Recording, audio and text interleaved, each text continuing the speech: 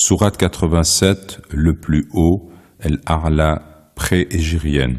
Bismillahir-Rahmanir-Rahim. Au nom de Dieu, le très miséricordieux, le tout miséricordieux. Sabbih isma rabbikal a'la. Glorifie le nom de ton Seigneur, le plus haut. Alladhi khalaqa fasawwa. Qui a créé, puis a constitué de façon harmonieuse ce qu'il a créé. Walladhi qaddara fahada. Qui a déterminé et guidé. Walladhi akhraja al-mar'a. Et qui a fait pousser le pâturage. Faja'alahu ghutha'an ahwa. Puis il en a fait un foin sombre. Sanuqri'uka fala tansa. Nous te ferons réciter le Coran de sorte que tu n'oublieras pas. Illa ma sha'a Allah.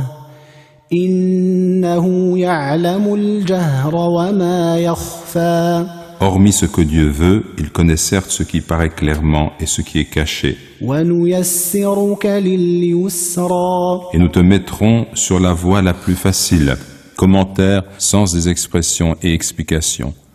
Glorifie le nom de ton Seigneur, sabbih, exalte le nom de ton Seigneur en considérant qu'il est parfait et exempt de tout défaut. Le plus haut, Al-A'la, forme superlative qu'il convient de rendre par le plus haut et non le très haut. Ahmad rapporte un hadith transmis par Uqba ibn Amir al-Juhani, qui a affirmé, lorsque le verset glorifie le nom de ton Seigneur l'immense, Coran, sourate 56, versets 74 et 96, et Coran, sourate 69, verset 52, lorsque le verset glorifie le nom de ton Seigneur l'immense est descendu, le messager de Dieu, sallallahu alayhi wa sallam, nous a dit, utilisez cette expression lorsque vous êtes en position d'inclination dans la prière.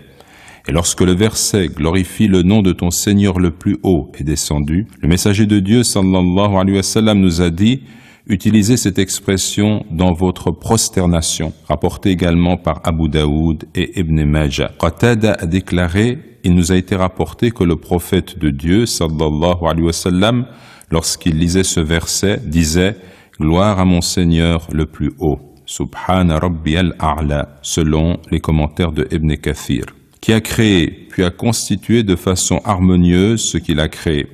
Le verset peut nous renvoyer à la création de l'homme, comme cela est indiqué dans cet autre passage. Ô homme, qu'est-ce qui t'a trompé au sujet de ton Seigneur, le noble, qui t'a créé, puis t'a constitué de façon harmonieuse, puis t'a donné des proportions égales. Coran, sourate 82, versets 6 et 7.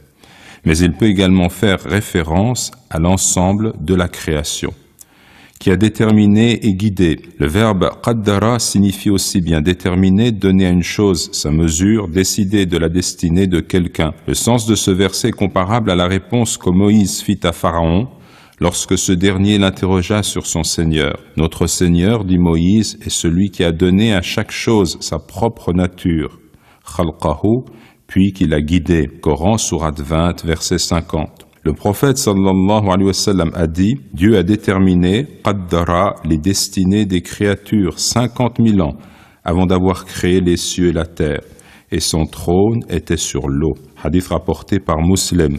Nous te ferons réciter le Coran de sorte que tu n'oublieras pas hormis ce que Dieu veut. Ce que Dieu veut que tu oublies. Allusion au fait que le prophète sallallahu alayhi wa sallam élevait la voix en suivant la dictée de l'ange Gabriel afin de ne rien omettre. Dieu fait savoir à son messager qu'il n'a rien à craindre. Il ne lui fera oublier que les versets destinés à être abrogés, selon le commentaire de El-Jalalayn, et qui a fait pousser le pâturage, puis il en a fait un foin sombre. Abdurrahman ibn Zayd a dit, il a fait pousser le pâturage verdoyant, puis lorsqu'il s'est fané, il s'est assombri par la brûlure du soleil, de sorte qu'il s'est transformé en foin, emporté par les vents et l'eau du torrent. C'est une parabole donnée par Dieu, exalté soit-il, à l'adresse des négateurs, illustrant le caractère éphémère de ce bas monde après qu'il fut verdoyant, selon le commentaire de Al-Qurtubi. Il connaît certes ce qui paraît clairement et ce qui est caché, ce que les serviteurs manifestent clairement, mais aussi les pensées, les paroles et les actes qu'ils cachent. Et nous te mettrons sur la voie la plus facile. Textuellement, nous te faciliterons la plus facile, nuyassiruka lil yusra, la voie de l'islam, dont la loi et les prescriptions sont claires, simples, aisément applicables et conformes à la nature et aux aspirations humaines. Notons que Dieu s'adresse ici au prophète sallallahu alayhi wa sallam. Autre sens général, selon Ibn Abbas, nous te faciliterons les actions de bien. Et selon Ibn Mas'ud, la plus facile désigne le paradis, selon le commentaire de Al-Qurtubi. Quelques enseignements. Premièrement, c'est une obligation pour les croyants de glorifier leur Seigneur, qui demeure au-delà de toute imperfection. Deuxièmement, Dieu a créé l'univers selon des normes précises, tant sur le plan physique que sur le plan moral. S'il a donné aux hommes les instruments et les facultés qui leur permettent de dégager et de déduire les lois qui régissent l'univers au niveau matériel, il a guidé également ceux-ci en leur envoyant le prophète Muhammad sallallahu alayhi wa sallam afin qu'ils reconnaissent au niveau spirituel et moral leur Créateur, qu'ils l'adorent et se conforment à la loi révélée qui est aussi la voie la plus facile, c'est-à-dire l'islam. Il n'existe aucun élément de la création qui ne dispose des moyens lui permettant de s'orienter selon sa nature propre, que ce soit en obéissant aux déterminations physiques, comme c'est le cas pour les choses matérielles, que ce soit par inspiration, comme c'est le cas pour les anges, ou par instinct, comme c'est le cas pour les animaux, ou par inspiration, instinct et intelligence, comme c'est le cas pour l'homme, dont le corps obéit également aux lois naturelles. Quatrièmement, le Coran est parfaitement conservé dans la version finale et intégrale décidée et déterminée par Dieu. Cinquièmement, la vérité révélée est éternelle, le monde est passager.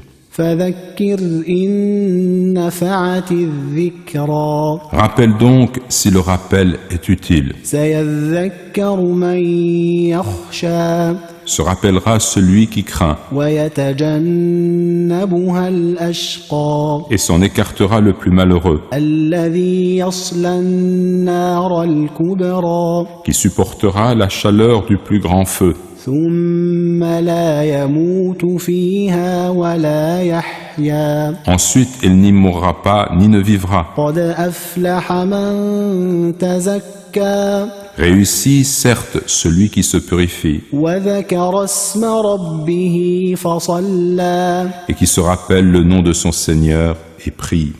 Commentaire, sens des expressions et explications. Rappelle donc si le rappel est utile. Selon Ibn Kathir, ce verset nous donne une indication sur la méthode qu'il convient de suivre pour transmettre la connaissance. Il ne faut pas confier le savoir à ceux qui ne sont pas aptes à le recevoir, ce qui est exprimé par la conjonction si, qui a une valeur conditionnelle. Comme l'a dit l'imam Ali, que Dieu soit satisfait de lui, tu ne tiens pas à des gens un discours qu'ils ne sont pas susceptibles de comprendre, sans que cela soit une occasion d'égarement et de trouble pour certains d'entre eux. Il a par ailleurs donné ce conseil, parle aux gens selon ce qui leur est familier, ce qu'ils connaissent. Aimeriez-vous que Dieu et son messager soient traités de menteurs? Mais on peut comprendre ce verset dans un sens plus général, qui n'induit pas nécessairement une condition. Rappelle donc, pour autant que le rappel soit utile. Al-Qurtubi cite Al-Jurjani qui a affirmé « Le rappel est une obligation, même s'il n'est pas utile. Le sens étant, rappelle donc que le rappel soit utile ou non. La négation serait sous-entendue. Il n'y mourra pas ni ne vivra. Il ne mourra pas en enfer, de sorte qu'il serait soulagé de ses tourments. Il ne pourra y mener une vie heureuse et entière, comme cela est énoncé ailleurs dans le Coran. Et ceux qui auront nié auront le feu de la Géhenne. Ils ne seront pas achevés, de sorte qu'ils mourraient, et on ne leur allégera rien de ces tourments. Coran, sourate 35, verset 36. D'après Abu Sa'id al-Khudri, le messager de Dieu sallallahu alayhi wa sallam a dit « Quant aux gens destinés à rester en enfer, ils n'y mourront pas ni ne vivront. Mais il y aura des hommes qui seront touchés par l'enfer à cause de leurs péchés. Dieu les fera mourir une fois, jusqu'à ce qu'ils soient réduits à l'état de charbon. Alors, il autorisera l'intercession en leur faveur. On les amènera par groupes séparés vers les rivières du paradis. Et l'on dira, ô gens du paradis, versez sur eux de l'eau des rivières. Ils pousseront alors comme la graine qui se trouve dans l'écume que le torrent charrie. Hadith rapporté par Ahmad, Muslim, selon le commentaire de Ibn Kathir. Réussit certes celui qui se purifie et qui se rappelle le nom de son Seigneur et prie. Ces versets énoncent de façon générale 3 actions essentielles du croyant: la purification de son âme, le rappel et la prière. Certains commentateurs ont cependant contextualisé le sens de ce passage en indiquant qu'il se rapporte au jour de la fête du 1er Shawwal. Se purifier, tazakka, renvoie à l'aumône qui est donnée à l'occasion de la rupture du jeûne du mois de Ramadan, zakat el-fitr. Se rappeler le nom de Dieu et prier renvoie à la pratique de la glorification de son nom quand on sort pour se rendre au lieu où est accomplie la prière de la fête, selon Al-Qurtubi. Le sens général est plus probant ici, d'une part parce que le mot tazakka est utilisé dans le sens de la purification de soi, de son âme, alors que le verbe par lequel on désigne l'acte de donner l'aumône est zakka. Ensuite parce que ces versets ont été révélés à la Mecque, avant que ne soit prescrite cette aumône. Rien n'empêche cependant que cette disposition, conforme aux actes de la fête, ait été voulue par celui qui connaissait la nature de la prescription à venir. Il a été rapporté que le calife Omar ibn Abdel Aziz ordonnait aux gens de donner l'aumône de la rupture du jeûne, puis récitait ces versets, selon le commentaire de Ibn Kathir. Quelques enseignements. Premièrement, la fonction du prophète sallallahu alayhi wa sallam est essentiellement de rappeler aux hommes le sens de leur vie, en les amenant à reconnaître leur Créateur, en leur annonçant le paradis, en les avertissant du châtiment de l'enfer. Se souvienne donc qui veut. Deuxièmement, la purification de l'âme s'accomplit à plusieurs niveaux, en débarrassant son cœur de toute forme d'idolâtrie, par un monothéisme sincère, en se conformant aux principes de la morale musulmane, intérieurement et extérieurement, en faisant le bien, notamment par l'aide apportée à ceux qui sont dans le besoin, enfin en s'écartant du mal. Troisièmement, la spiritualité se réalise et trouve son accomplissement par 3 sortes d'actions: la purification, le rappel et la prière. Plutôt, vous préférez la vie de ce bas monde, alors que la vie dernière est meilleure et plus durable.